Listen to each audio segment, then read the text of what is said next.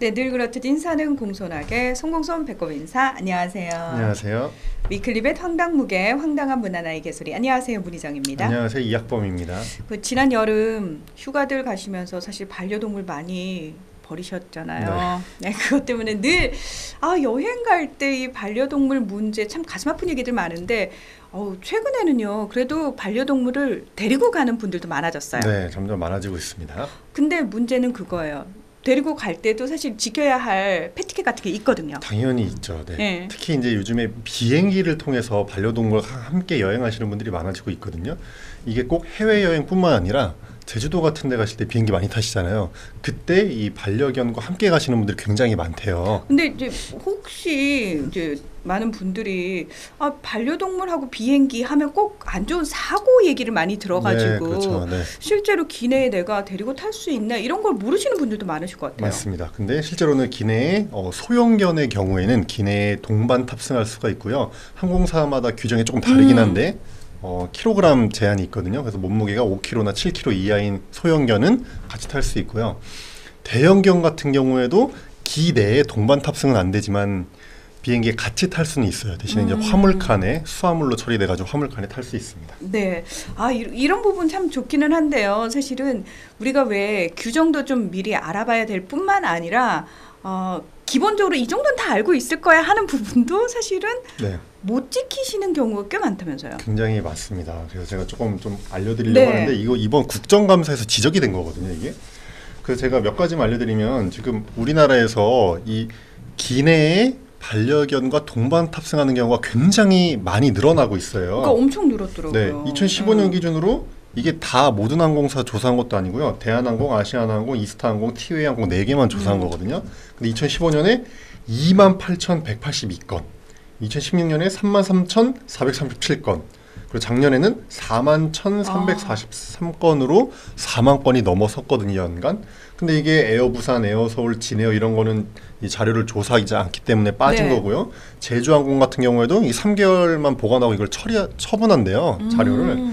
그래서 2018년 자료밖에 없어요. 그러니까 이런 게 다 빠진 거거든요. 그러니까 실제로는 이게 훨씬 많을 거다.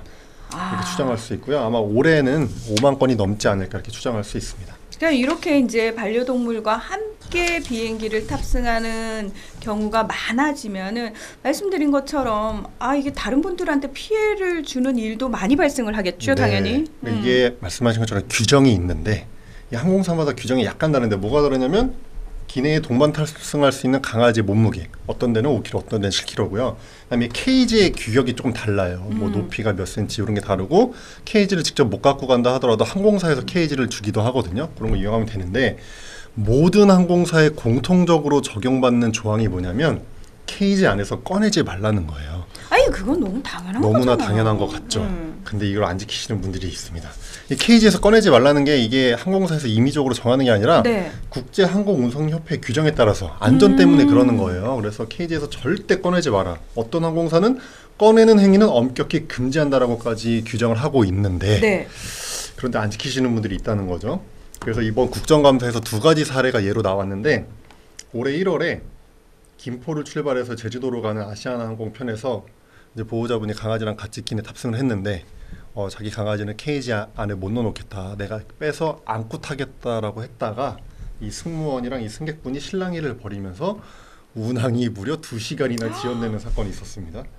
이게 말이 안 되는 사건인 것 같아요. 실제 일어난 일이고요. 다른 승객들은 뭔 죄래? 제 말이에요. 또 5월 11일에도 김포에서 제주행 비행기였는데 승객이 운행 중에 케이지에 잘 들어있던 반려견을 갑자기 꺼낸 거예요. 그 옆에 승객이 나 강아지 알러지 있는데 그거 꺼내면 어떡하냐라고 해서 또 소동이 나는 뭐 이런 사건들이 있었다고 합니다.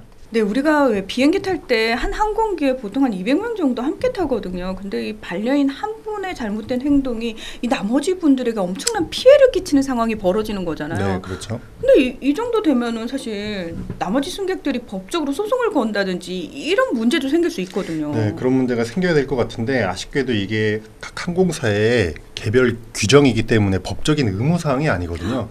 그래서 이분들이 이런 규정을 지키지 않는다고 하더라도 그 법적으로 처벌받거나 이런 상황이 아닙니다.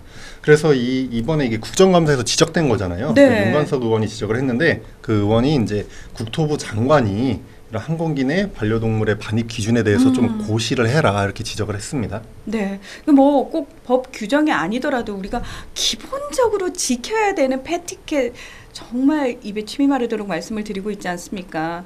땅에서 당연히 지키는 것, 하늘에서도 패티켓 좀 지켜주십사 다시 한번 부탁의 말씀 드리겠습니다. 네. 자, 오늘 위클리 벳은 여기서 마무리하겠습니다. 함께해 주셔서 고맙습니다. 감사합니다.